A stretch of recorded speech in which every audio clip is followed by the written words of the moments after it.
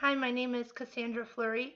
I'm in the Intro to Philosophy class, and today I'm going to be doing a film analysis on the movie Crimson Tide with Denzel Washington. Um, so I'm going to be doing this by going through three scenes from the movie and exploring how those scenes relate to some philosophical theory on morals.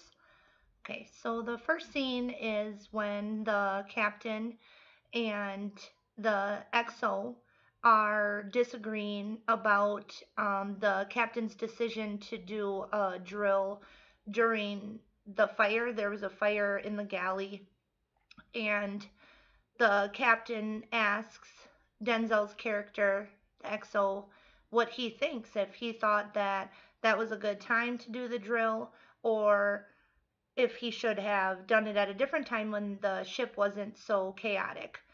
They have different opinions about when is the best way to do it. Should it be during confusion on the ship? That's the captain's view, is that that is the best time because, in his words, when there is a crisis, or they should be prepared even if the ship isn't hunky dory, and those are his words.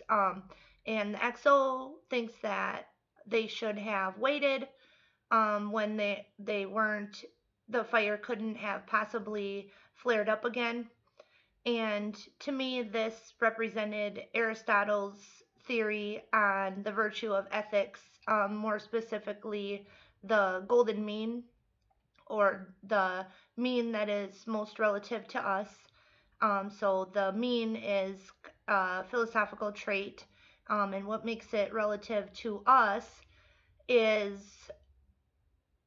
how we view the most important time, or how we would react in that situation. So there's different levels of it depending on each person and their own individual character. And obviously, the captain is more rash, more reactive, and the XO, his mean is more kind of calm, cool, and collected and organized, and not so proactive and more reactive. So that is the first scene, and it definitely relates to Aristotle's view of the golden mean. Then in the next scene, kind of the biggest scene of the movie, is the message comes through that the nuclear missiles need to be launched on the Russian rebels. So they get the order to go ahead and launch the missiles. And then another order comes through, but it is interrupted. It's not complete. And so the captain thinks that it is best to follow the rule. Go ahead and launch the missiles, even though the message that came through may be taking that order back, or it might have been a mistake. And then we have the XO that thinks that that's not the right way to go. He thinks that they should go up to a higher level and wait for the communication to be restored to see what the message was going to say.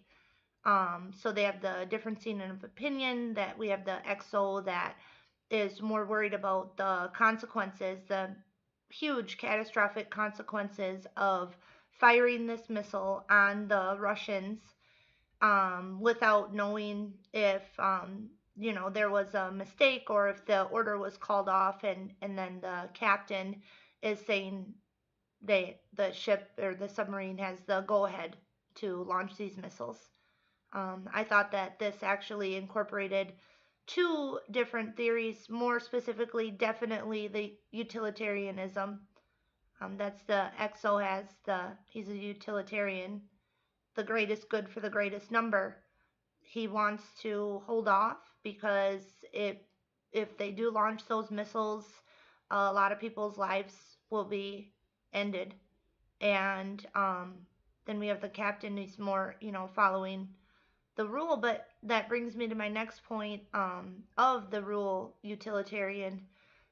My analysis on that is that the rule is you should wait but the rule is also interpreted two different ways.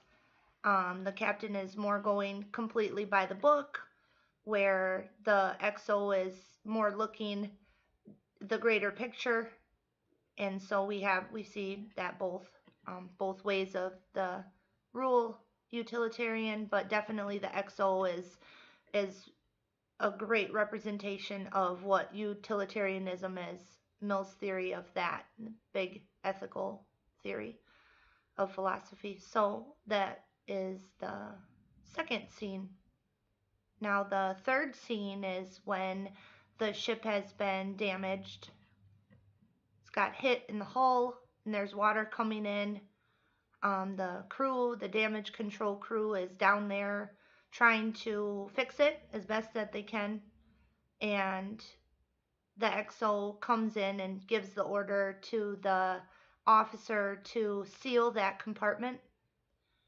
Now, the XO and the officer that's instructed to do this, it's not an easy decision because there's men trapped in there and they will inevitably die. They're going to drown because they'll be sealed in the compartment and they won't be able to open it up.